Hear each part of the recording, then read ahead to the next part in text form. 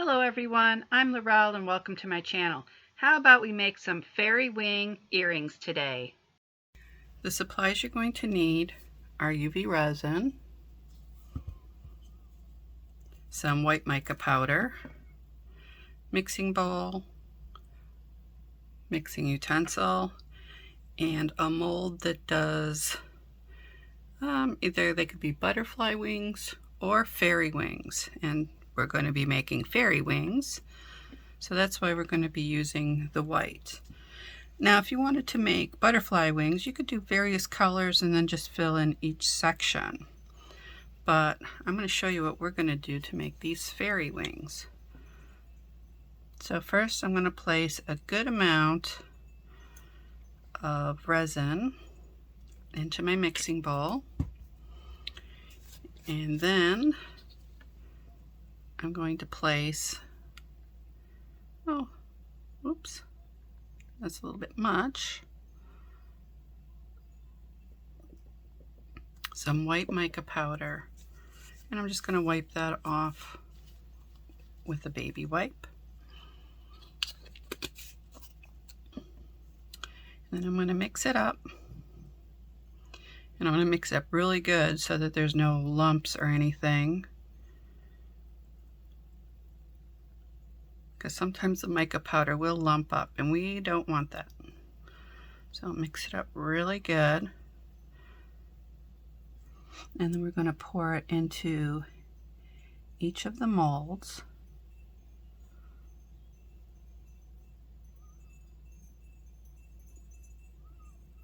And then just let it spread out. You can let it spread on its own, or you could just help it along a little bit. And then make sure it gets behind that little, I don't know what they're called, but it's for the putting jump rings into it. And we're going to make a pair of fairy wing earrings. So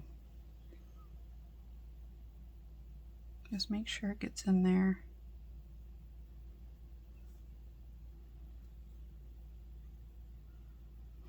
Use up all your resin in this.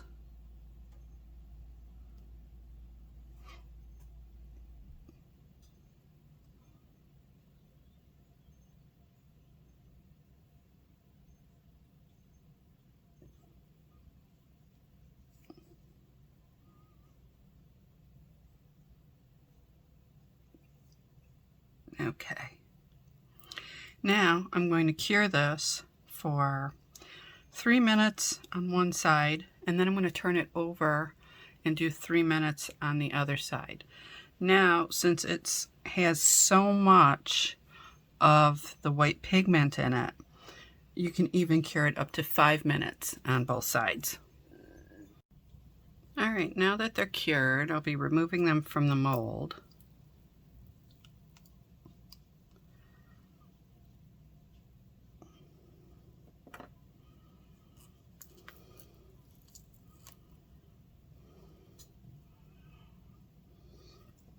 Now I do see that there's a little bubble that was right at the top. I don't know if you can see that. Oops. So I'm going to be fixing that as best as I can with leftover resin.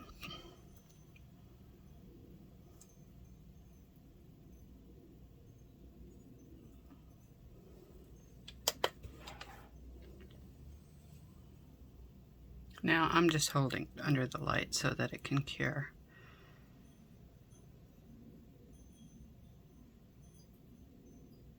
And I'm doing it for like 30 seconds.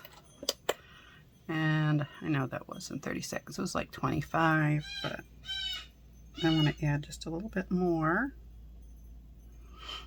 And then place it under the lamp again for 30 seconds. And then I'll do the same with this one. Alright, now that they're fixed, I'm going to use an Artex acrylic marker, and I'm going to use the brush side. And see all those little lines? I'm just going to carefully draw them in.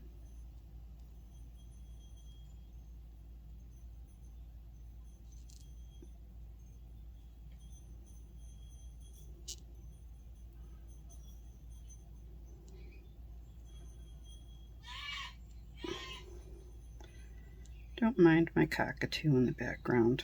We already know she always does this. So I'm going to continue drawing the lines in. If you make a mistake, you can use alcohol on a Q-tip and wipe it away, or you can use a baby wipe and wipe it away. So now I'm done filling that in, and once again, use the brush point. It fits in the little crevice really nice and does perfect outlining. This side is a more fine tip, but it doesn't fit quite into that crevice. So remember, brush tip. All right, so now I'm going to use my little glass tile and some sticky tack, and I'm going to put one on each one, and they should be dry. And then I'm going to use this One Door top coat, and it's UV and LED gel polish, and it's a no wipe polish. It's wipe.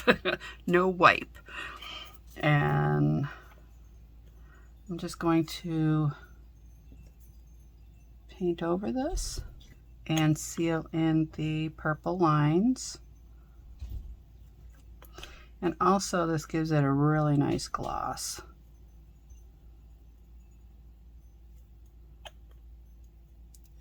Oops, I got some on my mat there. And then make sure you get the edges. Get that off my mat.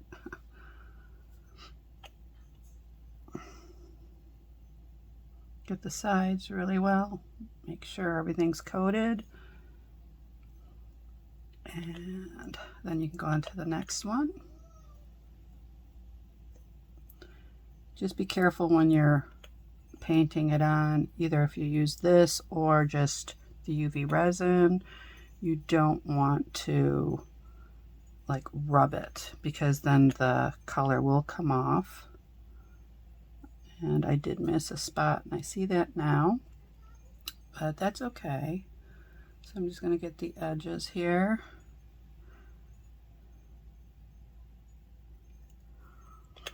And so I see it when I was trying to wipe it off, it left little marks. So now I'm going to put this under the lamp for 180 seconds.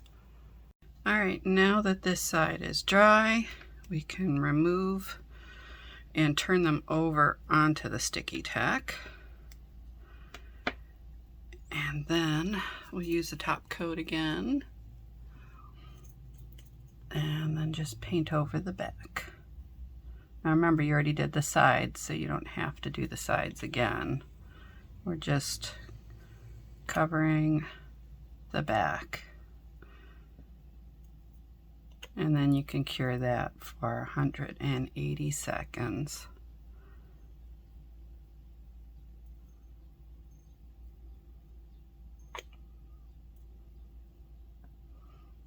And then once it's done curing, we will assemble them. All right, now that they're done curing, there's two ways that you can do this. You can simply open up a jump ring to the side, add your fairy wing, and then add your fishhook earring.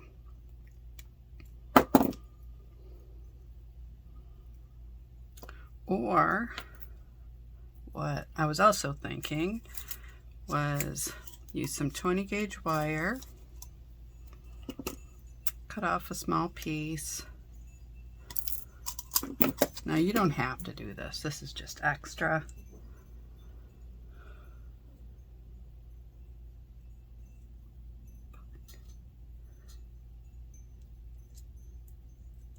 Make a loop, bend it back, and then you can add a few beads on. Now I have these dragon vein beads, and I'm just going to add 2.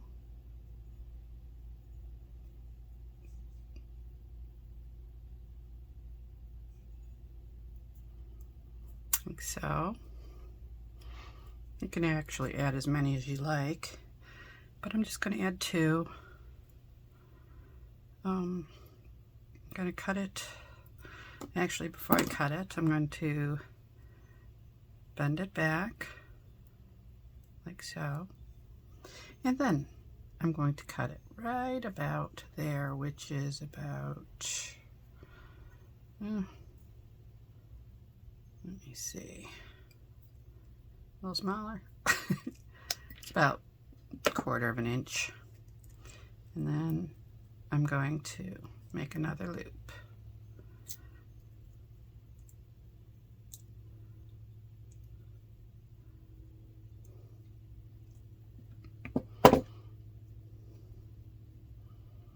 Now, this actually has a little bit give to it, so I'm going to have to fix this a little bit.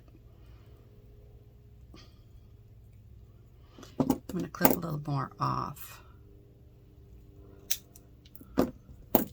You can always fix it.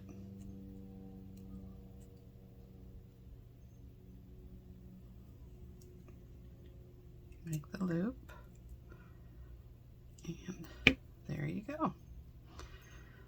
All right, and then you open up your jump ring, open it to the side, put it through your fairy wing, put on your beads. I'm going to need my other pliers. Oops. Close it up. And then you're going to open up your earring to the side,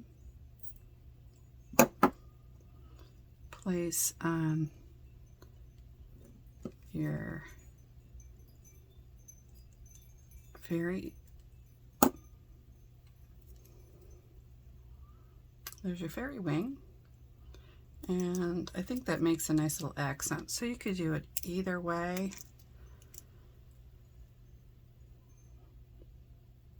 but this just gives it a little bit extra. So if you liked my video, please give me a thumbs up, subscribe to my channel, and press that bell for notifications of my upcoming videos. Also, in the description box below, you will find links to my jewelry, my artwork, and my photography. Thank you for watching. See you soon. Bye-bye.